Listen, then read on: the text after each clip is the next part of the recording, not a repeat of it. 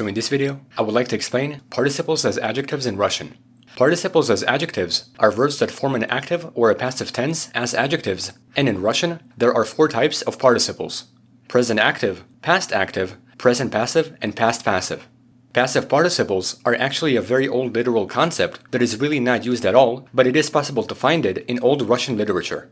I will not be covering it because it's mainly obsolete in modern Russian, but the active participles are something very important to know. Past active participles are used less than present active participles, so you don't see a lot of them. But still, it's possible to form them, and I will cover them in this video. In general, participles as adjectives in Russian are something that you'll see in formal Russian rather than in Russian conversations, but it is important to know. By definition, a participle that acts as an adjective has a quality of verbs and adjectives that can be affected in the 6 Russian cases.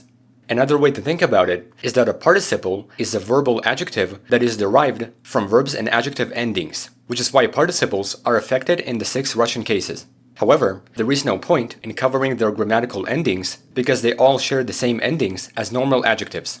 I already made a video about normal adjectives in Russian, and I would recommend going back and rewatching it so that active participles will be more understandable. As I said, participles as adjectives combine the qualities of verbs and adjectives and describe the qualities of objects. They possess characteristics of verbs and adjectives that depend on a verbal action, and when modifying them, they use the same endings as normal adjectives. And in Russian, there are present and past active participles. Let's begin with present active participles. Present active participles are only derived from imperfective verbs, which are actions that are currently taking place, which the subject is doing at the moment. Try to think of it in English as the one who is doing or the thing that is doing. To form present active participles, we take the ani conjugation of the present tense verb, drop the consonant te, and add the endings she, masculine, shaya, feminine, sheye, neuter, and shiye, plural. Once again, these participles are affected by gender, quantity, and cases, but the good thing is that they share the same grammar as normal adjectives. The only difference is that we have the consonant sha, and the vowels after sha are all adjective endings, in case you have not realized. In case you need to say a sentence in any Russian case, remember that adjective endings are the same as participle endings, only with the letter sha before. To make a participle or a verbal adjective out of the verb chitat, to read, we take chitat, put it in the oni pronoun, chitayut, drop the consonant te, and add shi, chitayushi, masculine, chitayushaya, feminine, chitayusheye, neuter, and chitayushiye, plural.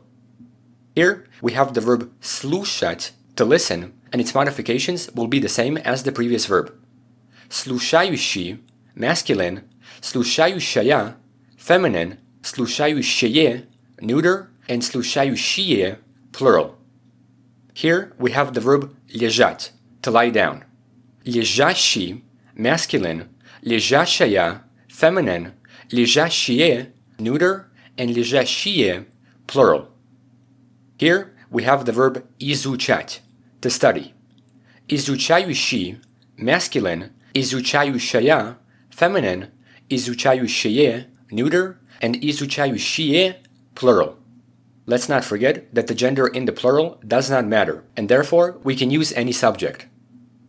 Let's have some examples with the verbs that I showed. And the following examples are sentences that you'll see in formal Russian, including commas that separate the phrases. Also, I've included the case that each sentence is in, just so you can see how formal Russian becomes. Мужчина, читающий книгу.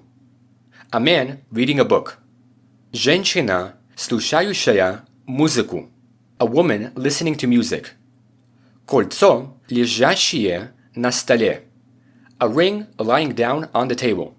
Студенты, изучающие русский язык. Students learning the Russian language. Now, what happens when a verb is reflexive? When a verb is reflexive, we go back to the reflexive rule. We add se if a conjugation ends in a vowel, and sa if a conjugation ends in a consonant. However, participle endings are an exception to this rule. With present active participles as adjectives, reflexives will always end in sa, no matter the case, like in the following sentences. Мужчина, возвращающийся с работы. A man returning himself from work. Женщина, улыбающаяся в камеру. A woman smiling at the camera. Люди, смеющиеся над всем. The people laughing at everything. Here, you can really see how formal and literal Russian becomes, but there are exceptions to some verbs in the active present. Some irregular participles have irregular suffixes which are mainly based on their irregular conjugations in the present tense, like in the following examples.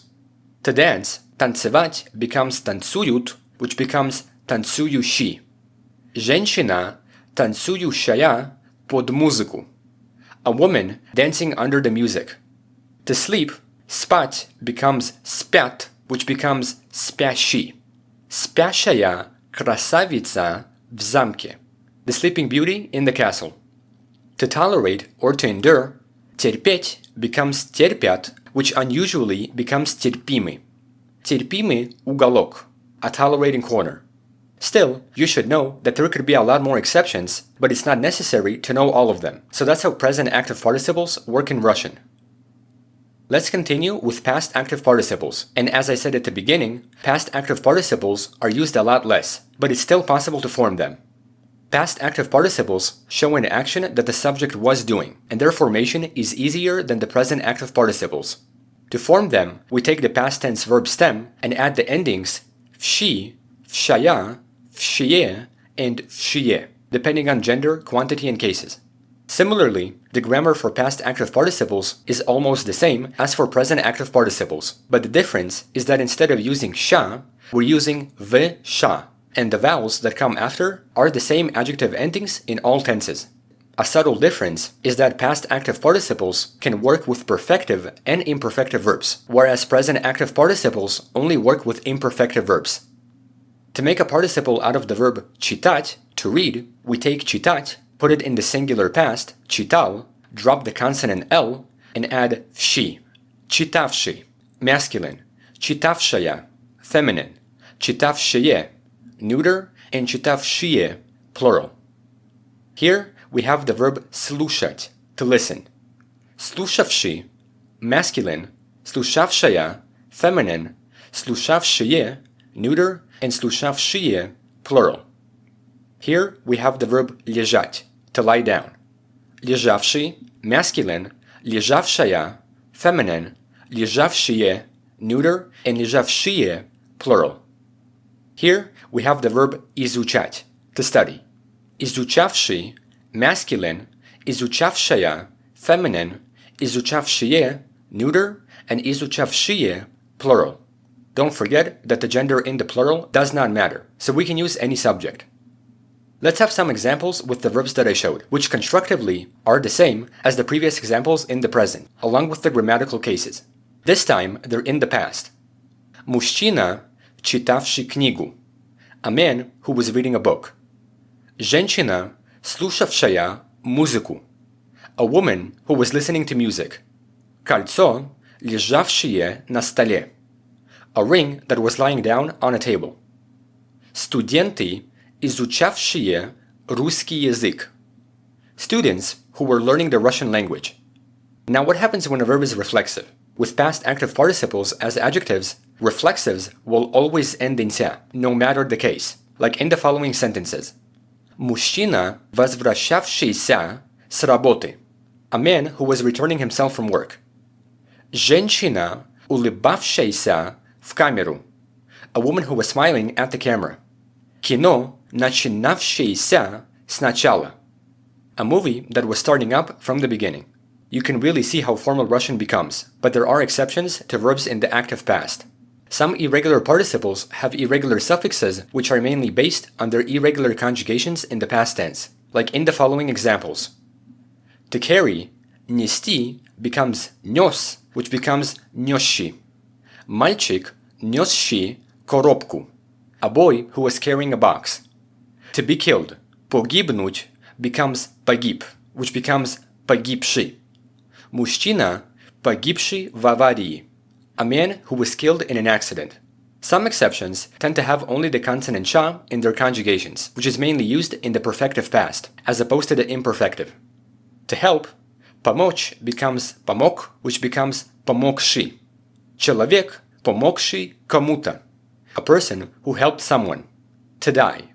Умереть becomes умер, which becomes умерший. Человек, умерший в аварии. A person who died in an accident. With past active participles, there are actually a lot more exceptions than in the present, but it's not necessary to know all of them. So overall, this is how past active participles work in Russian.